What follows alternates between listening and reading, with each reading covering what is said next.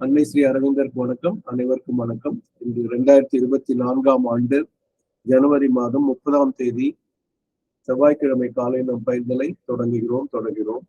197வது பக்கம் புதிய பகுதி ஒன்று தொடங்குகிறோம். அதில் மனம், இதுக்கு முந்தின பகுதியில மனம் பற்றி படிச்சு முடிச்சோம். மனம் மற்ற ரெண்டையும் ஓங்கி இருக்கணும் அப்படிங்கிற ஒரு விஷயத்த பார்த்தோம். இப்போ அதை தமிழ்ல நேற்று படிக்காம விட்டதுனால அதை தமிழ்ல படிச்சிருவோம். படிச்சிருங்க பாகியலட்சுமி அம்மா. நன்றிங்க சார். பக்கம் 308 கீழ இருந்து ஒரு 4வது லைன்ல வருது. இத்தகைய லட்சியம் மனிதனுள் ஆற்றல் அடைந்த உடனேயே அவன் தன்னை கவர்ந்திழுக்கும் பிராண சட வாழ்விலிருந்து விடுபட்டு மன வாழ்வினுள் அடியெடுத்து வைக்கிறான். பிரகிருதி எனப்படும் இயற்கையின் 3 படிகளை கொண்ட ஏற்றத்தில் முதல் கட்டத்திலிருந்து 2ஆம் கட்டத்துக்கு ஏறுகிறான். அவனுடைய சொந்த தேவைகளும் ஆசைகளும் கூட இன்னும் உயரிய ஒளியுள்ள குறிக்கோள்களை கொண்டவையாக மாறுகின்றன. அழகுணர்வு, அறிவுணர்வு, உள உணர்ச்சி ஆகியவற்றை சார்ந்த ஆசைகள், மனத்தின் தேவைகள் ஆகியவை உடல் மற்றும் உயிரியல்பின் கோரிக்கைகளை விட அதிக ஆற்றல் கொண்டவையாக ஆகின்றன. நன்றிங்க சார். நன்றிங்கம்மா. இப்போ நம்ம படிக்க வேண்டிய பகுதிக்கு போயிடுவோம். The natural law of conduct proceeds from a conflict to an equilibrium of forces, impulsions and desires. The higher ethical law proceeds by the development of the mental and moral nature towards the fixed internal standards or as a self-formed ideal of absolute qualities, justice, righteousness, love, right reason, right power, beauty, light. அப்ப இந்த இதுல பாருங்க, the natural law of conductனா நம்ம அந்த செயல்முறைக்குரிய அந்த அறநெறிகள், ஒழுக்கங்கள் இருக்கு இல்லையா, அதை வந்து இயற்கை விதிப்படி பார்த்தா எப்படி போகுதுன்னா proceeds from a conflict to an equilibrium of forces. சும்மா நான் விளையாட்டாக சொல்றதுன்னா பாத்தீங்கன்னா, பழைய சினிமாக்கள் எல்லாம் பாத்தீங்கன்னா கதாநாயகன் கதாநாயகன் முதல்ல 2 பேரும் மோதிக்குவாங்க. எப்பவுமே ஒரு மோதல்ல தான் ஆரம்பிக்கும். அந்த மோதல் காதலா மாறுங்கிற மாதிரி பார்த்துருக்கோம். இது இப்பத்த ட்ரெண்ட் அந்த மாதிரி இல்லை, இப்ப ட்ரெண்டே வேற மாதிரி. அப்போ அந்த மாதிரி இருக்கும்போது என்னன்னா, நீங்க இது கவனிச்சு பாருங்க, conflict of forces, conflict of impulsions, conflict of desires. அப்போ அந்த 3 விஷயம் இருக்கு. ஃபோர்ஸஸ்னா ஆற்றல்கள், இம்பல்ஷன்ஸ்னா தூண்டுதல்கள், டிசையர்ஸ்னா ஆசைகள். இந்த 3 என்ன பண்ணா முரணா நின்றுட்டு இருக்கும். Proceeds from conflict. அங்கிருந்து to an equilibrium of forces, to an equilibrium of impulsions, to an equilibrium of desires. அப்ப அந்த ஆற்றல்களின் ஒரு சமதை, ஒரு சமநிலை, அந்த தாக்கங்களின் தூண்டுதல்களின் சமநிலை, ஆசைகளின் சமநிலை. அப்போ இந்த தர்மம் என்பது அதுதான் யோசிச்சுப்பாங்க. முன்ன வந்து மிருகம் மாதிரியே இருந்திருப்பான். அந்த அவனுடைய ஆற்றலோ தூண்டுதலோ ஆசையோ அதுக்கேற்ற மாதிரி பண்ணியிருப்பான். இப்ப அதுல இருந்தெல்லாம் கொஞ்சம் ஒரு பொதுவான ஒரு இது. இப்ப இந்த இங்கிலீஷ்ல ஒரு வார்த்தை சொல்லுவாங்க, STALKINGன்னு சொல்லுவாங்க, ஸ்டாக்கிங். அப்படின்னா ஒரு பெண்ணை வந்து பின்தொடர்ந்து போறது, அவளை மயக்க முயற்சி பண்றது, அவளை கவர முயற்சி பண்றதுங்கிற ஒரு தன்மை, அதுவும் ஒரு இதா அந்த கதாநாயகன் பின்னாடியே போறது, ஒருதலை ராகம் மாதிரி தாடி வளர்க்கறது, வீரம் விடுறது, இந்த மாதிரிலாம் ஒரு பக்கம் இருக்கு. அது வந்து ஆசையின் பின்னால் போறதுன்னு ஒரு பக்கம் இருந்தாலும் அதுதான் வெல்றது. அந்த ஸ்டார்டிங்கே இப்ப வேண்டாம் அப்படிங்கிற நிலைக்கு போயிட்டு இருக்காங்க. அது தவறு. அந்த மாதிரி போகும்போது அந்த சில பேர் தன்னை கொள்றா, இல்லாட்டி அந்த பெண்ணையை கொண்டுறான், பெண்ணையை கொண்டு தன்னையும் கொள்றது, இந்த மாதிரி அவ்வளவு பல விஷயங்கள் நடக்குது. ஆனா அந்த மாதிரி தூண்டுதல்களாலோ அந்த காம ஆற்றல்களையோ அந்த ஆசையின் பின்னால் போகாமல் ஒரு சமநிலையை அடைய வேண்டும். 2 பேருக்கு பிடிச்சது அப்படின்னு சொன்னா அப்போ அந்த ப்ரொபோசல் எல்லாம் சொல்றாங்க இல்லையா, அது கூட பண்ணி பிடிச்சதுன்னா அதுக்கு வாழ்ந்து சேர்ந்து வாழ்தல், இணைந்து வாழ்தல், மணந்து வாழ்தல், இப்படி வேணா நம்ம போலாங்கிற மாதிரி போகுது. அப்போ ஒரு சமநிலை கொண்டு வரணும். இது ஒரு பக்கம். இது வந்து நீங்க எல்லா இதுக்கும் நான் சொல்றேன். இப்போ ஒரு நிலம் எனக்கு பிடிச்சிருச்சுன்னா அந்த நிலத்தை நான் வாங்கியே ஆகணும் அப்படின்னு சொல்றதெல்லாம் ஒரு பக்கம். ஆனா அதை வந்து எப்படியாச்சும் வாங்கணும், அவங்கள ஏமாற்றி வாங்கணும் அப்படின்லாம் இல்லாம குறைப்படி வாங்கணும் அப்படின்னு. So the first sentence திருப்பி படிக்கிறேன். The natural law of conduct proceeds from a conflict of to an equilibrium of forces, impulsions and desires. The higher ethical law proceeds by the development of the mental and moral nature towards a fixed internal standard, or else a self-formed ideal of absolute qualities, justice, righteousness, love, right reason, right power, beauty, light. இது என்ன சொல்லலாம், முதல்ல வந்து இந்த natural law of கான்டக்ட்னு சொன்னார். அப்ப அந்த ஒழுக்க நெறிகளுக்கு இயற்கை விதியின்படி இருப்பது என்னன்னு பார்த்தாங்க. ரெண்டாவது பாத்தீங்கன்னா இந்த ஹையர் எத்திக்கல் லா, உயர்ந்த அற சட்டம் இருக்கு இல்லையா, விதிகள். அது எப்படி பண்ணுவோம், by the development of the mental nature, by the development of the moral nature. அப்போ மன இயல்பும் மன இயற்கையும் அறம் சார்ந்த இயற்கையும் எப்படி முன்னேறுதோ அதை தொடர்ந்து அது செல்லும். அதான் ஹையர் எத்திக்கல் லா, உயர்ந்த ஒழுக்க நெறிகள். அது எங்க போகும் அப்படின்னா டெவலப்மெண்ட் ஆகி towards a fixed internal standard. அப்ப நான் இப்படிதான் இருப்பேன், நான் என்ன ஆனாலும் சரி பாதிச்சுங்கிற நிலைக்கு போகும்போது, ஐயா உயிரே போனாலும் சரி, என் மனைவி உயிர் போனாலும் சரி, என் நாடு போனாலும் சரி, எதானாலும் சரி, நான் வந்து பொய்யே பேச மாட்டேன்னு ஃபிக்ஸ்ட் இன்டர்னல் ஸ்டாண்டர்ட். அப்ப நிலையா நிலைச்சிடும். இப்ப மட்டும் நான் பொய் சொல்லிக்கிறேன், அப்புறம் கொஞ்சம் நல்லா அனுப்புறோம், உண்மையிலேயே இருக்கங்கிற மாதிரிலாம் கிடையாது. ஃபிக்ஸ்ட் இன்டர்னல் ஸ்டாண்டர்ட் அல்லது or else self formed ideal of absolute qualities. தனக்குத்தானே உருவாக்கி கொண்ட மிக உயர்ந்த முழுமையான நற்குணங்களின் ஒரு எடுத்துக்காட்டு குணங்களா ஐடியெல்லாம் இப்படிதான் இருக்கணும். என்னென்னு பாத்தீங்கன்னா நீதி என்று சொல்லக்கூடிய ஜஸ்டிஸ், சரியாக இருக்க வேண்டிய ரைச்சியஸ்னஸ், அன்பு, லவ், ரைட் ரீசன், சரியான காரணம். தப்பு பண்றதுக்கும் ஒரு காரணம் சொல்லுவோம், கொலை பண்றவனும் நல்ல காரணம் சொல்லுவோம். ரைட் ரீசன், அதாவது ராங் ரீசன் இல்லாம சரியான காரணம், ரைட் பவர், சரியான ஆற்றல், பியூட்டி, அழகு, அதை ஈஸ்தட்டிக்ஸ்னு சொல்லுவாங்க, லைட், ஒளி. இதெல்லாம் வந்துட்டு ஒளி வந்து அறிவொளியா ஞான ஒளியா அது எப்படி வேணா இருக்கு. அப்ப அந்த justice, righteousness, love, right reason, right power, beauty and light. இப்போ அது அண்டுங்கிற வார்த்தை போடாம இருக்கும்போது அப்படின்னா அது வந்து தொடர்ந்து போயிட்டு இருக்கும் அப்படிங்கிற பொருள்ல வரும். அண்டுன்னு போகும்போது ஒரு எக்ஸாஸ்ட் ஆகிற மாதிரி இருக்கும். அண்டு இல்லாத போது அது இன்ஃபினிட்டா போகுதுங்கிற ஒரு பொருள் நம்ம அப்படி கணிக்கலாம் அப்படின்னு வச்சுக்கலாம். அந்த ரெண்டு சென்டென்ஸும் படிக்கிறேன். The natural law of conduct proceeds from a conflict to an equilibrium of forces, impulsions, and desires. The higher ethical law proceeds by the development of mental and moral nature towards a fixed internal standard, or else a self-formed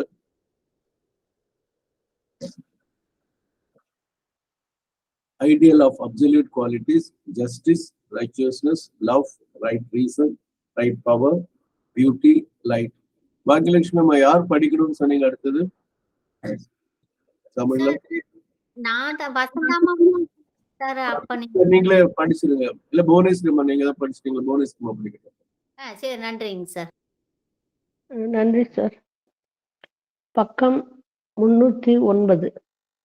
ஒன்றை ஒன்று எதிர்த்து போட்டியிடும் உந்துதல்கள், ஆற்றல்கள், ஆசைகள் ஆகியவற்றை சீரான சமநிலைக்கு கொண்டு வருவதால் இயல்பான அறநெறி விதிகள் உருவாகின்றன.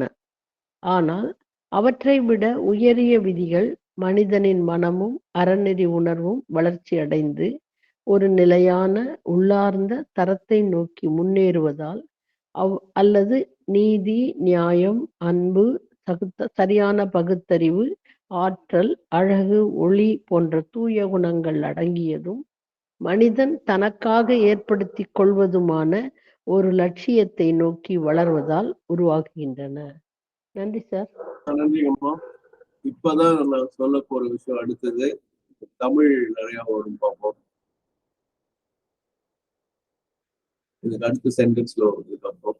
It is therefore essentially an individual standard. It is not a creation of the mass mind. அப்ப இது வந்து அடிப்படையில பார்த்தா இது வந்து தனி மனித அறநெறியா இருக்கும்.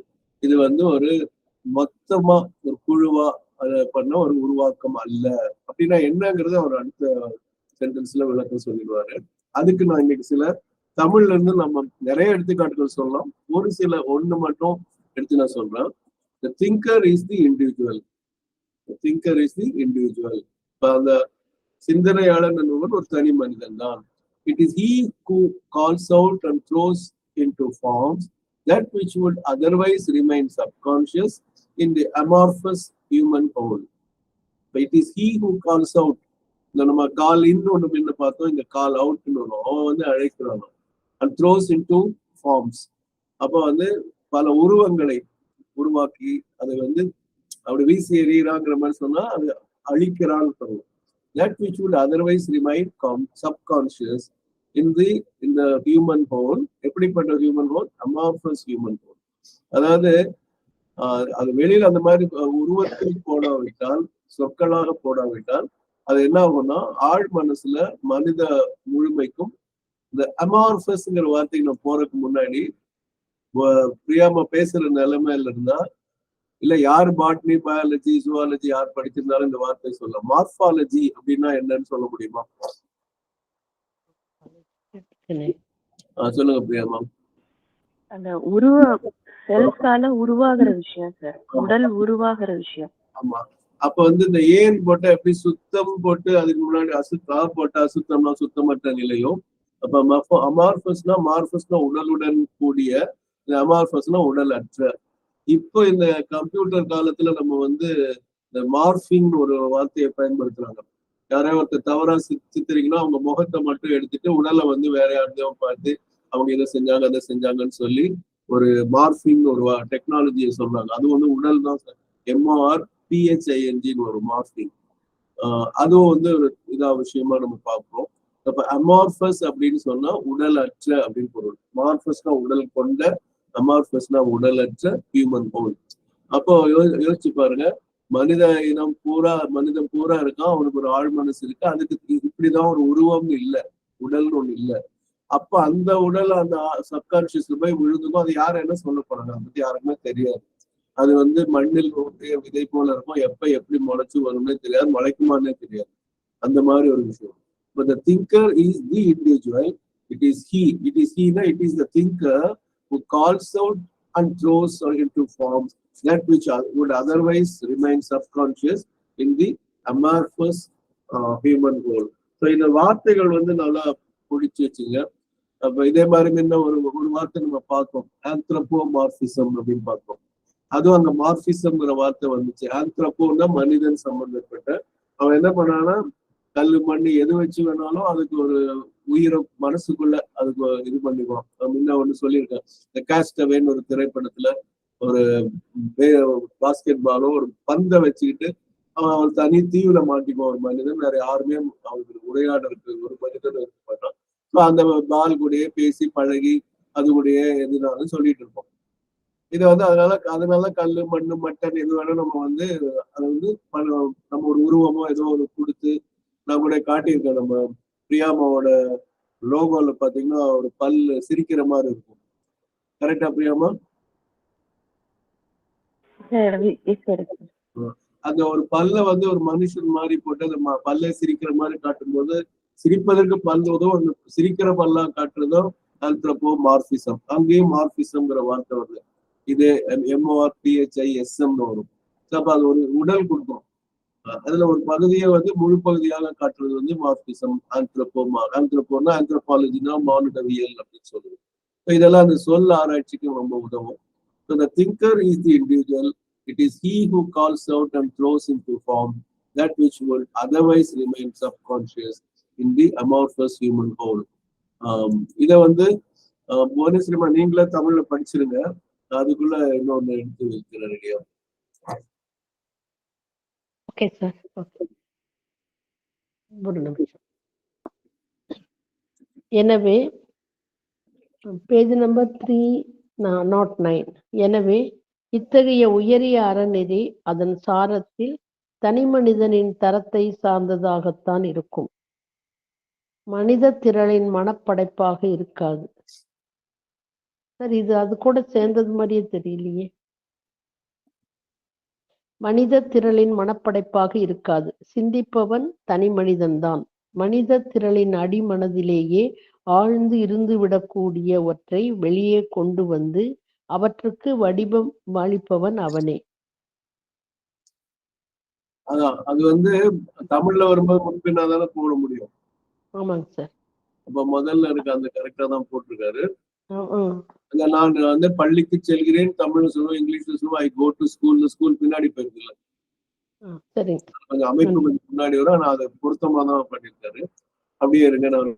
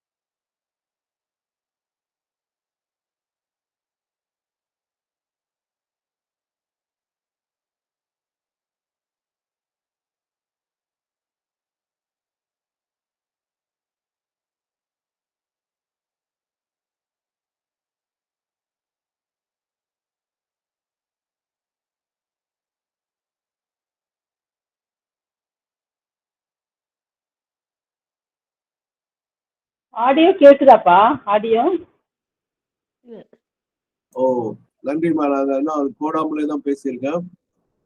முதலே சொல்லியிருக்கலாம் நீங்க. ரொம்ப நேரம் அதான் உங்களுக்கு தெரிஞ்சிருக்காது நான் பேசுனது. இப்ப நான் திருப்பி சொல்றேன். அதாவது இந்த இந்த த்ரோஸ் இன்டு ஃபார்ம்ஸ்னு சொல்றாங்கல்ல, இந்த த்ரோஸ் இன்டு ஃபார்ம்ஸ்னா அந்த உருவங்களில் அந்த அறநெறியை உருவாக்குதல் அப்படின்னு ஒரு வார்த்தையை பயன்படுத்துறேன். தமிழ்ல வந்து கொட்டி கிடக்குதுன்னு சொல்ல வந்தாரு. அதை எடுத்துக்காட்டாக சொல்றதுன்னா திருக்குறள் முதல்ல, அப்புறம் நாலடியார், அப்புறம் ஔவையாருடைய ஆத்திசூடி, இவர் பாரதியோட புதிய ஆத்திசூடின்னு சொல்லி ஏராளமா ஏராளமா ஏராளமா இருக்கு. அதாவது இன்னது அவ்வளவுன்னு சொல்ல முடியாது, அந்த அளவுக்கு இருக்கு. பக்தி நூல்கள்னு சொன்ன தேவாரம் திருவாசகம் கொஞ்சம் அறநெறி கொஞ்சம் கலந்து வரும். கம்பராமாயணத்துல கதையை சொன்னாலும் அந்த அறம் தான் அதுல ரொம்ப ஓங்கி வரும். ஆனா கதையா வரும். சிலப்பதிகாரம் எடுத்துக்கிட்டாலும் வரும். எப்படி பாதை தவறி போனா நம்ம என்ன ஆகும் அப்படிங்கிற மாதிரி. அது அரசன் பாதை தவறினாலும் சரி, கதை நாயகன் தவறு செய்தாலும் எப்படி மாறுதுங்கிறத நம்ம பார்ப்போம். அப்ப அதோட ரிசல்ட் என்னன்னு பார்ப்போம். அதனால it is he who calls out and clothes into forms that which would otherwise remain subconscious. அப்ப இன்டு ஃபார்ம்ஸ் இருந்தா நான் திருக்குறளை கையில் எடுத்து என்ன பண்றேன்னா, இப்ப அதை காட்டுற ஒரு நிமிஷம். திருக்குறளோட அமைப்பு பார்த்தீங்கன்னா, இயல்கள் என்று அழைக்கப்படும் 4 சிறு பகுதிகளாக முதலில் பாயிரம், அடுத்து இல்லறம், துறவரம், கடைசியில் ஊழ் என்று அறத்துப்பால் உள்ளதாக திருவள்ளுவர் மூலம் உரை செய்தவர்கள் மூலமும் அறிகிறோம் அப்படின்னு சொல்றாங்க.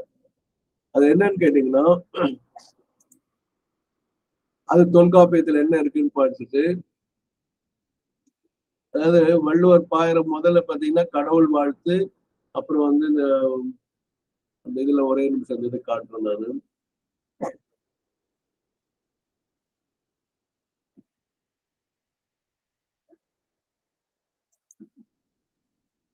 இதுல பாருங்களேன், கடவுள் வாழ்த்து முதல்ல இது பாப்பப் வருதான்னு மட்டும் சொல்லுங்க, இல்லாட்டி காதுல வாங்கிக்கங்க. கடவுள் வாழ்த்து முதல்ல, அதுக்கப்புறம் வான் சிறப்பு, 3வது நீத்தார் பெருமை, 4வது அரண் வலியுறுத்தல். இந்த 4ஐயும் வந்து பாயிரம் சொல்லலாம். பாயிரம்னா எப்படி விநாயகரை பத்தி பாடுறாங்களோ அந்த மாதிரி 4 வாழ்த்தி பாடுதல் சொல்லுவோம். அதுக்கப்புறம் தான் இல்வாழ்க்கை, வாழ்க்கை துணை நம்மளும் வருது. இப்ப இது வந்து நான் காட்டினது வந்துச்சா? பாப்பா வெளியில தெரிஞ்சுதான்? ஆமாவா இல்லையா? நான் சொல்லலாம். சார் அதிகாரம் வகை குரல் வரை அப்படின்னு போட்டிருக்கு சார். அல்ல அதுக்கப்புறம் அந்த screen எதுவும் வரல இல்லையா? வரலைங்க சார். சரி, ஓகே. இப்போ அதான் நான் சொன்னது காதுல வாங்கியிருப்பீங்க. அதுதான் வந்துட்டு பாயிரம், அதுக்கப்புறம் இல்வாழ்க்கை வருது. இப்போ அதை பத்தி படிக்கும்போது மனித வாழ்வின் முதிர்ந்த நிலை துறவு விளக்கப்படுகிறது. முதிர்நிலையாக துறவரத்தில் நிலையாமை கூறி அதோட கொல்லாமை, வாய்மை, அவா அறுத்தல் ஆகிய நிலைத்த அறங்களும் கூறப்பட்டுள்ள துறவரையில் சமயங்களின் பொய்மையான கொள்கைகளுக்கும் போலி துறவிகளுக்கும் எதிரான கருத்துக்களையும் வள்ளுவர் பதிவு செய்துள்ளார். மொத்தம் 130 குறட்பாக்களில் துறவரவையில் அமைந்துள்ளது. துறவரம் இல்லறத்தின் எதிர்பண்பு என்று கருதப்படவில்லை. இதைத்தான் நம்ம அரவிந்தர் கொள்கையோடு ஒத்துப்படுத்துறாங்க. இல்லறத்தின் தொடர்ச்சியே துறவரம், இல்லறத்துக்குள்ளேயும் துறவரத்தை பயிற்சி செய்யலாம். இதை வந்து நீங்க நல்லா கவனிச்சீங்கன்னா நல்லா இருக்கும். இல்லறத்திற்குள்ளேயும் துறவரத்தை பயிற்சி செய்யலாம். துறவரம் என்பது வாழ்க்கையை விட்டு ஓடுவதென்று, இல்லறத்திலும் மேம்பட்டு விரிந்த பரந்த அன்பு வழியை பேணுவதென்பதும் வள்ளுவர் எண்ணமாதலில் அவர் துறவரவியலில் வாழ்வை வெறுத்தலையும் உலகை மறுத்தலையும் பேசவில்லை என்பது குறிக்கத்தக்கது. இது புரியுதுங்களா அந்த வார்த்தை? அதாவது இது வந்து நம்ம ஆல் லைஃப் இஸ் யோகாவோட ஒத்து போற ஒரு விஷயம். அப்புறம்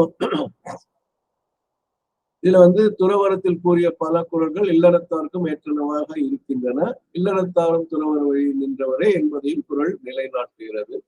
இவ்வாறு மாற்றி அமைக்கத்தக்கவராறு இல்லறவியலிலும் துறவரையிலும் அமைந்துள்ளதாலும் இல்லறவியல் துறவரையில் பாகுபாடு இல்லாமலேயே அறத்துப்பாலின் இப்பகுதிகள் புரிந்து கொள்ளப்படுவதால் வள்ளுவமாலை பாடியோராலும் அவற்றை ஏற்று உரை புகழ்ந்த உரையாசிரியர்களாலும் செய்யப்பட்ட இந்த இயல் பகுப்பு முறை தேவைதான என்ன வினா எழுகிறது. மேலும் இன்றைய சூழலில் நாம் துறவத்திற்கு அவ்வளவு முக்கியத்துவம் கொடுப்பதில்லை. எனவே இல்லறம் துறவு என்ற பகுப்பு இல்லாமல் அறத்துப்பாலை பயில்வதே பயனளிக்கும். கல்லாமை என்ற துறவு என ஏன் துறவரையில் சொல்லப்பட்டது என்பது போன்ற தேவையற்ற ஐயங்களும் தவிர. கல்லாமைன்னா திருடாம இருக்குது. கல்லாமைன்னா கள் குடிக்காம நினைச்சிடாதீங்க, திருடாமல் இருக்கிறது அர்த்தம். அது வந்து துறவரையில் இருக்குது. ஆக்சுவலா சாதாரண மனுஷனாலும் திருடுவான் அப்படிங்கிற மாதிரி போகும். இறுதி சிறு பகுதி ஊழை பற்றி சொல்லும் ஒரு அதிகாரம். நம்ம அதை விட்டுட்டு அடுத்தது போலாம் விதிகளை பற்றி. சோ இவ்வாறாக பாயிரம் 4 அதிகாரங்களையும், இல்லறம் 20 அதிகாரங்களையும், துறவுணம் 13 அதிகாரங்களையும், கடைசியாக ஒரு அதிகாரத்தையும் கொண்டு அறத்துப்பால் மொத்தமாக 38 அதிகாரங்களில் வடிவமைக்கப்பட்டுள்ளது அப்படின்னு சொல்றாங்க. இப்போ நம்ம இப்ப படிக்கிறதும் இந்த குறளும் பாருங்க, அதுக்கு சிவப்பழத்துல வந்திருக்குது. அது ஆரஞ்சா சிவப்பா நீங்களே பார்த்துக்கலாம். மனத்து கண் மாசு இள நாதல் அனைத்து அறம். இப்ப நம்ம மைண்ட் மென்டல் அந்த நிலையில செகண்ட் ஸ்டேஜுக்கு போயிருக்கோம், படிச்சோம். ஸோ அடிப்படையா வந்து அறம் என்பது என்ன அப்படின்னா, என்னெல்லாம் எழுதி வச்சிருந்தாலும் அது ஒரு பக்கம் இருந்தாலும் மனதளவுல குற்றமற்று இருத்தல், அதுதான் அனைத்து அறம். முழுக்க அதுதான் தர்மம் அப்படின்னு சொல்லி பாடுறாரு. இப்ப நான் ஒவ்வொரு குறளா வந்துட்டு காட்டிட்டே வரேன் நானு.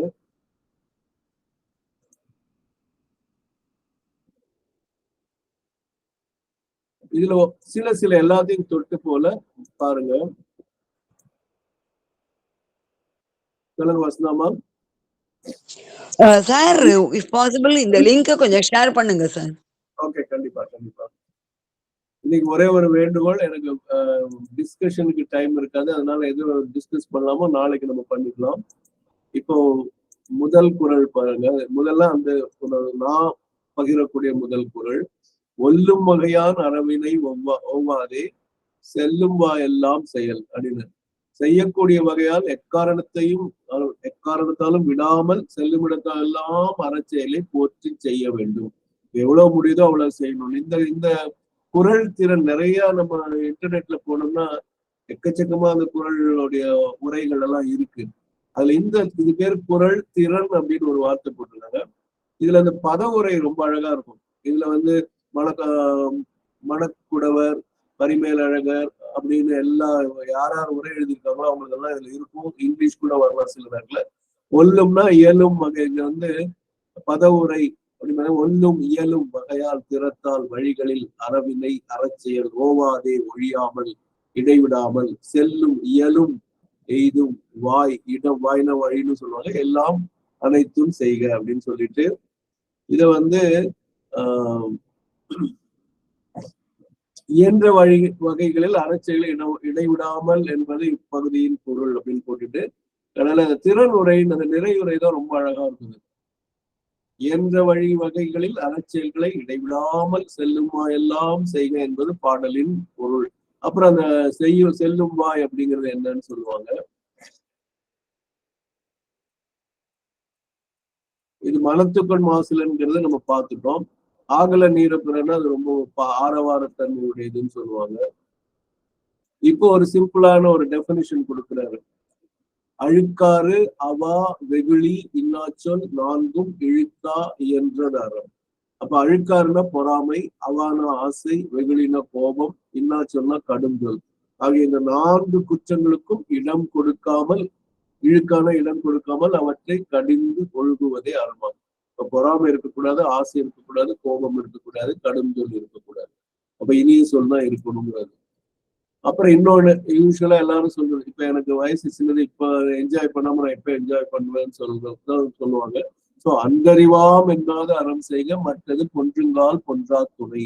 இப்ப இளைஞனாக உள்ளவர் பிற்காலத்தில் பார்த்துக் கொள்ளலாம் என்று எண்ணாமல் அறம் செய்ய வேண்டும். அதுவே உடல் அழியும் காலத்தில் அழியா துணையாகும். பொன்றா துணைனா எப்பவுமே கூடவே இருக்கக்கூடிய ஒரு இதுன்னு போட்டுருக்காங்க. சரியா? இதுல ரொம்ப அழகான ஒரு திருக்குறள் பாத்தீங்கன்னா, அது பெரிய டிபேட்டுக்குண்டான திருக்குறள். அதையும் காட்டுறாங்க. இது நிறைய பேர் கேட்டிருப்பீங்களான்னு தெரியல. அறத்தாறு இது என வேண்டா சிவிகை பொறுத்தானோடு ஊர்ந்தான் இடை. சிவிகைனா பல்லக்குன்னு அர்த்தம். இப்ப அதை வந்து 2 எக்ஸ்ட்ரீம் கமெண்ட்ரி மாதிரி 2 வேறு வேறு நிலைகளில் உரைகள் உள்ளன. பொதுவா அப்படி தொட்டு சொல்லுவோம். அப்படின்னா சிவிகை, பல்லக்கு தூக்கிட்டு போறோம், ஒருத்தர் பல்லக்குல உட்கார்ந்து போறோம்னா, பல்லக்குல உட்கார்ந்து போறவன் நல்ல கர்மா பண்ணி அவன் நல்லா அனுபவிக்கிறான். பல்லக்கு தூக்கிட்டு கஷ்டப்பட்டு முள்ளிலையும் கல்லுலையும் போறவன் வந்து அவன் தப்பா நடந்திருப்பான், அதனால இப்ப அனுபவிக்கிறான் அப்படின்னு சொல்லி இந்த குறளுக்கு பொதுவான உதாரணம் சொல்லியிருக்காங்க. இவை பொறுக்கிறனா அவன் தூக்கிட்டு போறவன் பொறுத்தான். அப்புறம் ஊர்ந்தான் இடைன்னா அவன் போயிட்டு இருக்கிறவன் ஊர்ந்தான். அறத்தாறு இது வேணா வேண்டாம், இதுதான் அறம் அப்படின்னு இது பார்த்தாலே சொல்லிடலாம். யாராலும் பார்த்தா இதெல்லாம் கர்மாங்கிற ஒரு வார்த்தையில இது முடிச்சிருவாங்க. ஆனா இதுக்கு ஆப்போசிட்டா இந்த காலத்துல சொல்ற இது என்னன்னு கேட்டீங்கன்னா, அங்க இப்ப நம்ம சொல்ல அந்த பணக்காரனா இருக்கிறவன், ரொம்ப செல்வ செழிப்பா இருக்கிறவன், அவன் கண்டிப்பா அது அன்னைக்கு பல்லக்கு இருந்து நீங்க பல்லக்கு இல்லை, நீங்க எதை வேணாலும் சொல்லலாம். அந்த பல்லக்க போறவன் தான் நல்லவனா இருந்திருப்பான், புண்ணியம் பண்ணியிருக்கான். இந்த பல்லக்க தூக்குறவன் கண்டிப்பா பாவம் பண்ணியிருக்காங்கிறதெல்லாம் கிடையாது.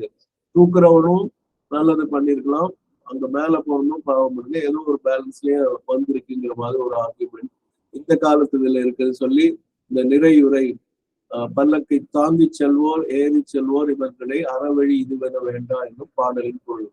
அந்த அறக்கருத்து பிழைப்பட வேண்டாம் அப்படின்னு சொல்லி நிறைய அதுல பெரிய ஆர்குமெண்ட் இதுல இருக்கு. குன்றக்குடி அடிகளார் கூட இப்ப காலத்தை இதுதான் சொல்லியிருக்கிறதா இதுல வரும். சரிங்களா? இது வந்து நம்ம போக்குல விட்டுருவோம், நம்ம அந்த ஆர்குமெண்ட்டுக்கு நம்ம போல. விஷயம் என்னன்னா, இந்த பொதுவான அந்த அறம் பற்றின கருத்துகள் இதுல எல்லாம் இப்படி வருதுங்கிறத பார்க்கணும்.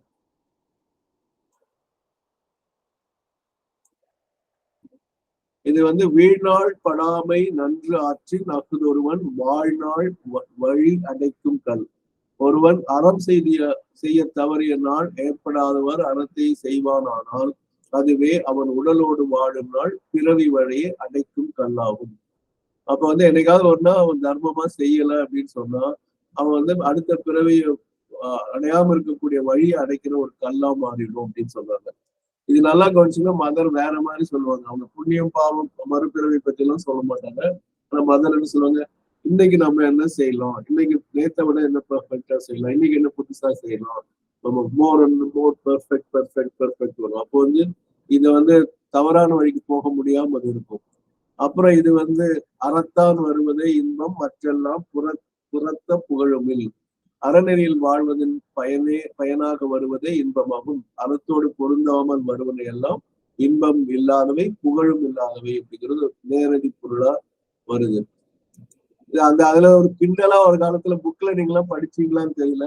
அறத்தான்ல வந்து எழுத்து பள்ளியில ரா போட்டுட்டாங்கன்னா அத்தான் வருவதே இன்பம் அப்படின்னு சொல்லிட்டு யாரோ ஒருத்தர் சொல்லி அது ரொம்ப வேடிக்கைக்குள்ளானதாக சொல்லுவாங்க. அதாவது கல்யாணம் ஆன பொண்ணு வந்து அவங்க வீட்டுக்காரர் வந்தாலும் அவருக்கு இன்கம் அப்படின்னு சொல்லி குரலையே மாத்திட்டாங்க அப்படின்னு.